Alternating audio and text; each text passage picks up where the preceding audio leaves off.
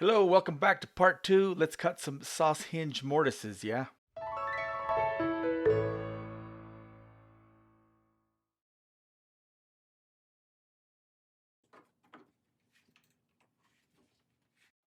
So here, it probably looks like I'm contradicting myself when I said not to plunge straight down, but in this situation, there is a place for the chips to escape. That's the difference.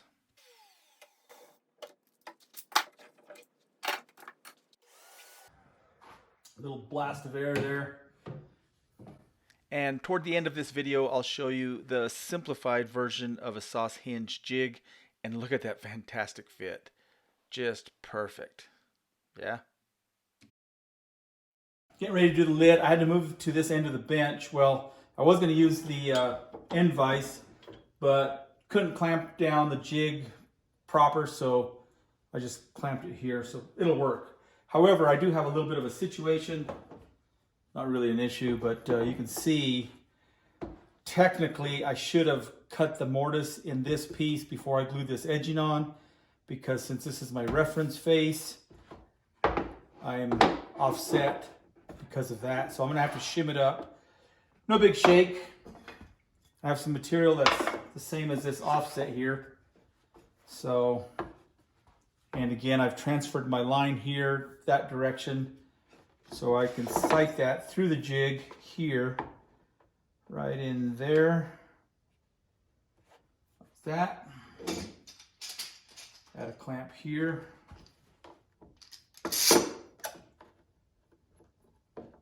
Need two arms sometime. Again, I can use my block of wood. Drop that dude in there. I can check this placement of this jig. A little tight. Okay. Right in. Whoa, where'd my line go?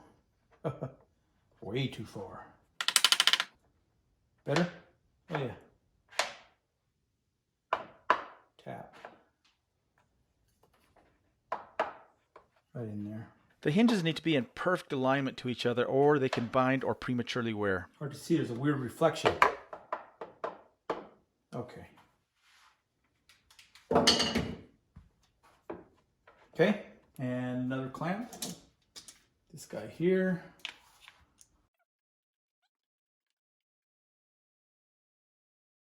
This should be pretty solid.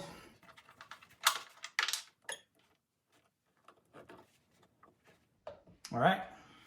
Okay, the jig's set up and ready to go. However, we have this depth situation, right? Because of this offset, the depth that we had won't work. So let's remedy that. Super simple.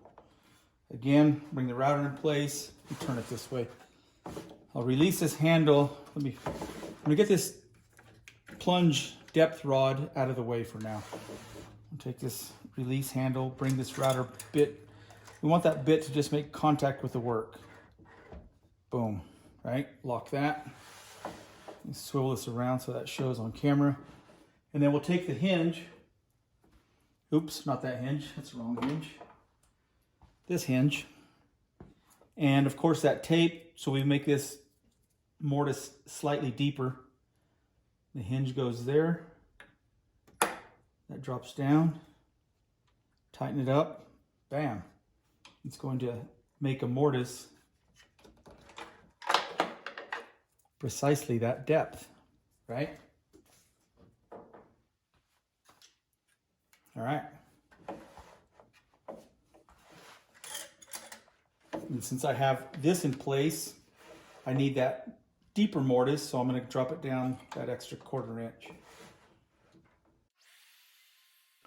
This is a fun and fantastic jig. I love using this thing. It's accurate and works fantastically well. Oftentimes it's a little awkward to clamp, but it's big enough to where I can always find some sort of means of clamping the jig down. All right, a little bit of a side note here. I've got that routed and I'm getting ready to remove the jig, but let's just say I needed to put that back and make something a little deeper, and rather than going off these marks to get it precisely back where it was, I can use a block of wood. So I've just got this, it's just a scrap. I'm going to put it here, butt it against the end of the jig, clamp that dude down in place. Now I can safely remove this template jig, fixture, whatever we want to call it. Move that dude out of the way, and if I need to put it back, I know it's going to index exactly in the same position. Here it is. Ooh, that's pretty. All right, one more cavity and we're done.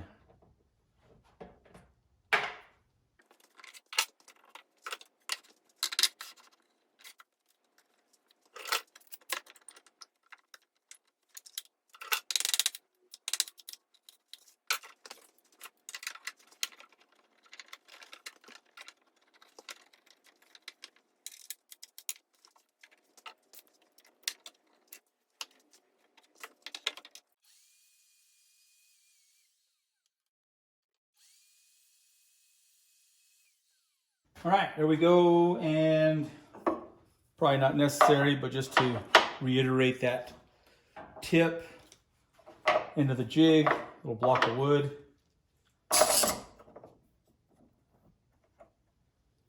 Secure that. Loosen this dude and this guy. Oh, I need to put it right back. Okay, no problem. Boom, there it goes, right?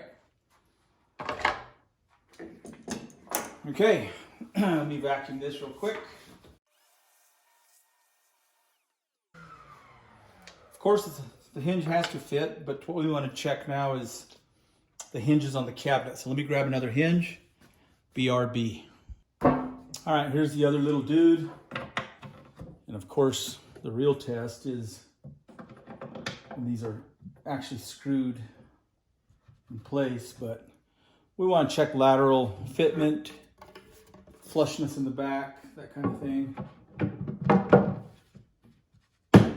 Looks good. And I do believe that is going to work.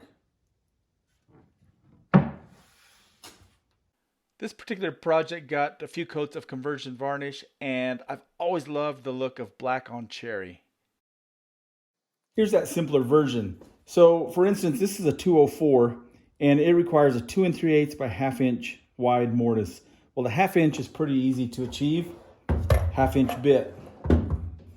The length, I like using collars, and you can see with this jig, it's comprised of 4 different sections.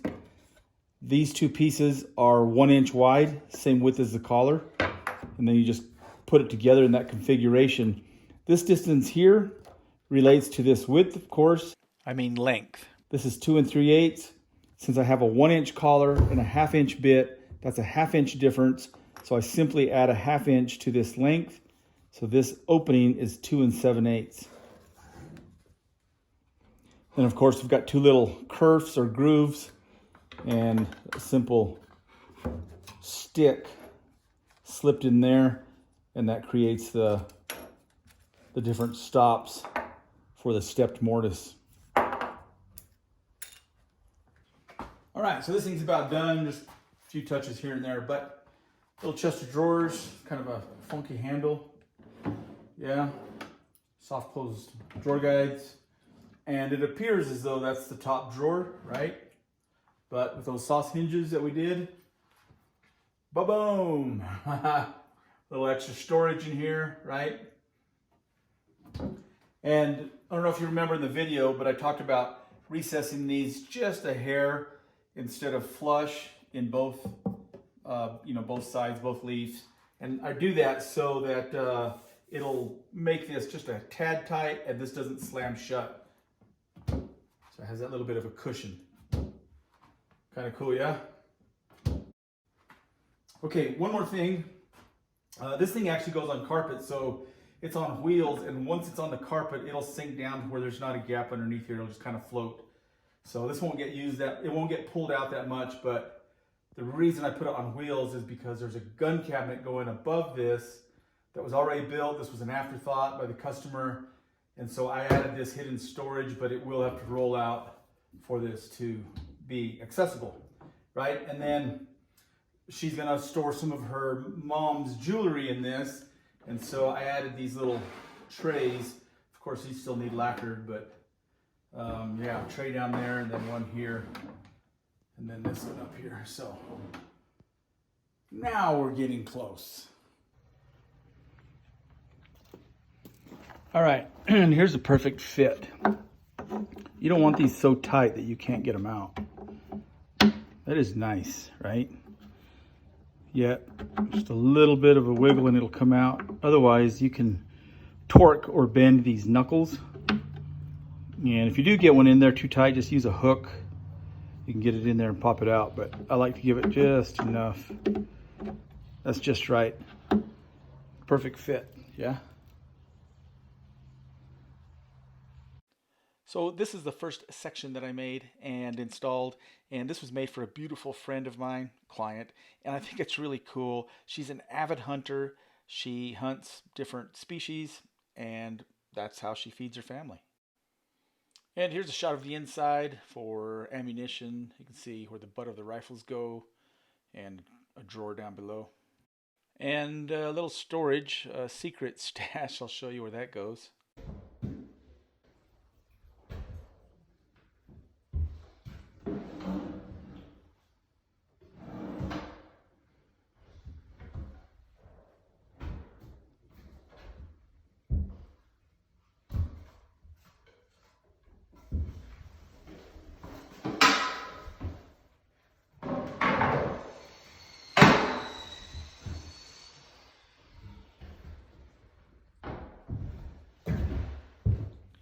And here's a shot of it after it was installed. And at the risk of sounding like I'm making excuses, this gun cabinet originally was going to go in a different location.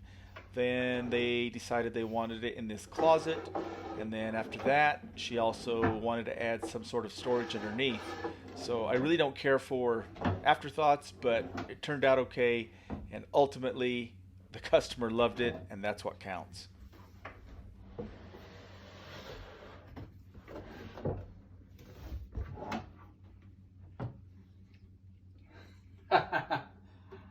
Yeah.